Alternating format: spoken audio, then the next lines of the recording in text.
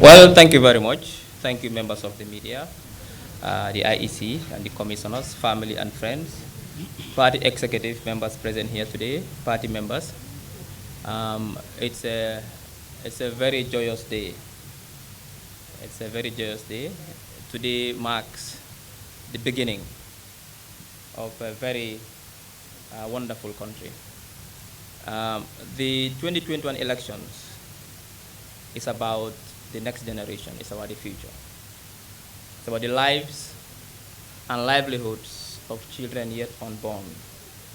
And that is why we at CA, we are not only concerned with trying to find out the solutions to today's complex problems, but also trying to understand future problems as they emerge by looking at trends.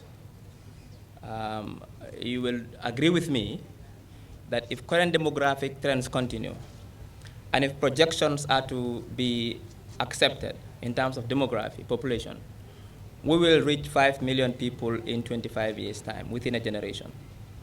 Now, if today we have a country with 2.5 million people, and we can barely afford to provide clean water for these 2.5 million people, we can barely afford to provide electricity for these 2.5 million people. We don't have enough food for these 2.5 million people. Not enough hospitals or hospital beds or medicine for these 2.5 million people. Not enough jobs for our young people for these 2.5 million people. What will happen to this country if we have 5 million people, where 70% will be young people, needing jobs, wanting to live a dignified life? What will happen to those small kids who will be going to school in 25 years' time? What kind of schools are we going to build for them?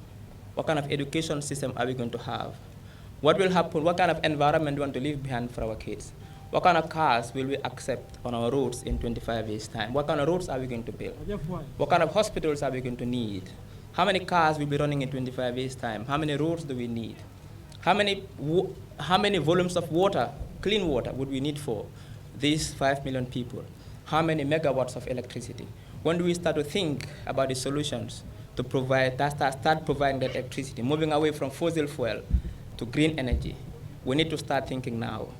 CA is here not only to think about our problems of today. Today, as we speak right now, you go to RVTH or Serekunda Hospital or Brikama Hospital. There's a guy standing outside waiting for news from the nurses to tell him whether the wife survived the labor or whether he'll have to go around and look for blood. Today, as we speak, there's a boy or a girl who is about to finish college or university. His parents or her parents sold everything they have, their cows, their gold, to pay for this child's education, and he's about to graduate in 6 months.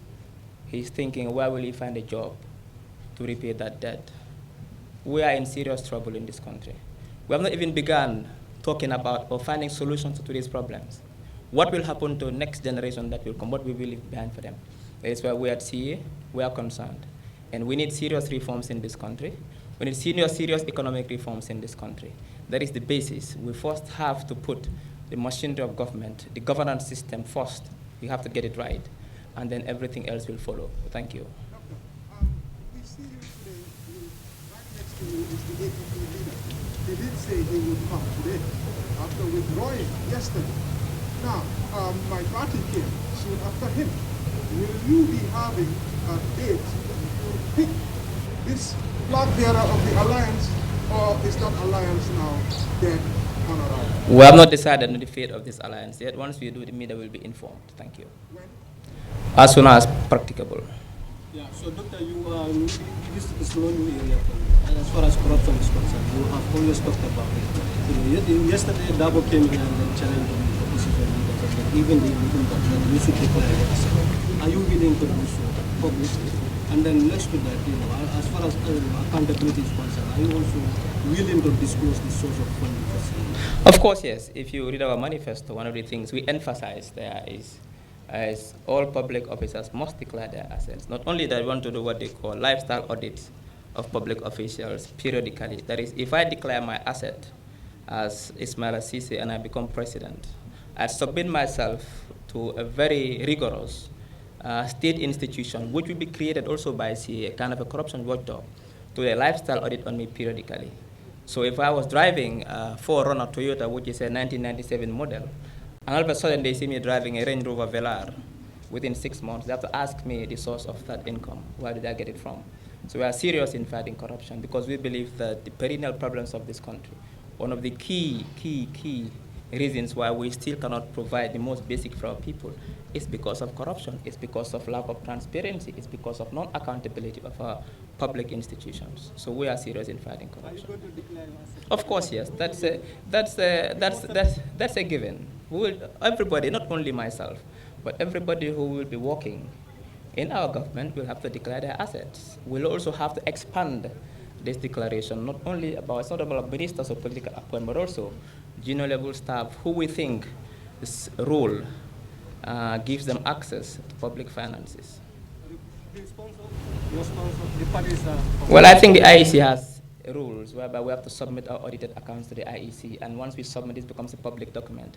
I'm happy that the Freedom of Information Act has been passed. So therefore, you journalists now have field work. You have a field day now. You can go to any institution and demand to see any public document. Once we submit our audited accounts, now you can be able to see where we are getting our funding from. But we are not, we wouldn't think twice about doing that because we have nothing in our closet.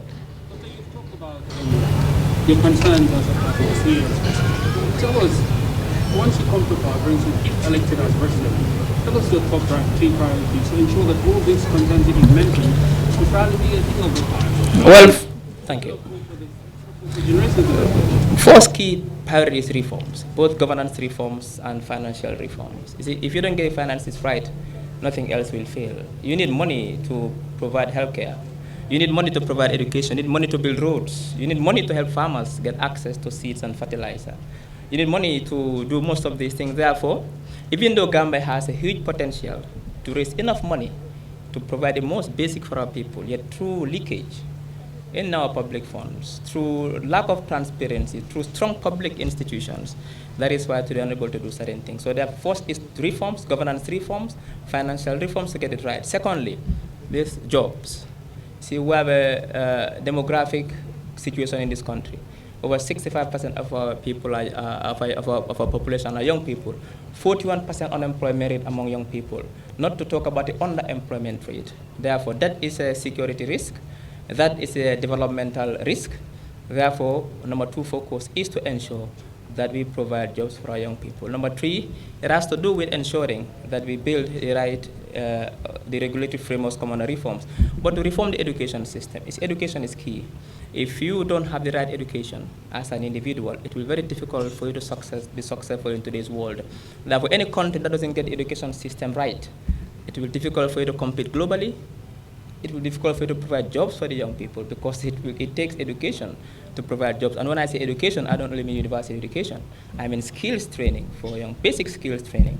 Today, the reason why we have high unemployment rate is because we are not looking at what the labor market needs.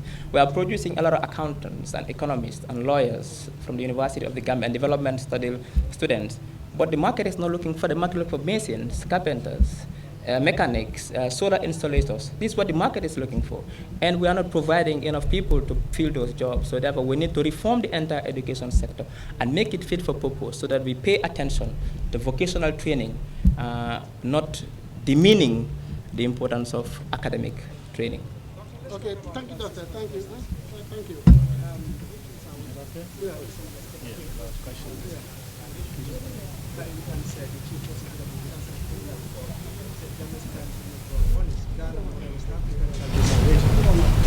If we are prepared to let this about what can we do with the intimacy of human rights violations in this country and under a man, Jammeh? What will happen with that? First is to ensure victims have justice, and this includes both making sure that perpetrators of heinous crimes in this country, in the past regime, pay for their crimes, but also making sure that we pay reparations to victims, and this could come in many forms, not only by giving monetary reparations, but also by providing free college, university education for their kids, free healthcare, and other incentives. This is where it starts, to make sure victims have justice. When it comes to Yahya Jammeh or the former president, it's not about Yahya Jammeh, it's about anybody who has been found wanting of committing heinous crimes against Gambians, and you've been found guilty in by a competent court of law. we have to face justice, whether it is me, myself, or whether it's the current president, or whether it's former Sadada Jawara, or whether it's Yahya Jammeh. Nobody, no Gambian should be immune from justice if there is case against them that they've committed heinous crimes against Gambian people, and that if there is evidence that they've used state machinery to perpetuate terror against Gambians. So nobody should go scot-free. For us to have stability in this country, for us to have reconciliation in this country, impunity must be seen to be not accepted anymore in our society. So therefore, anybody who's found wanting will face justice, and I see government will ensure that justice is served by punishing violators of human rights, but also by ensuring that victims are given what is due to them. Thank you. Thank you, Doctor. Thank you.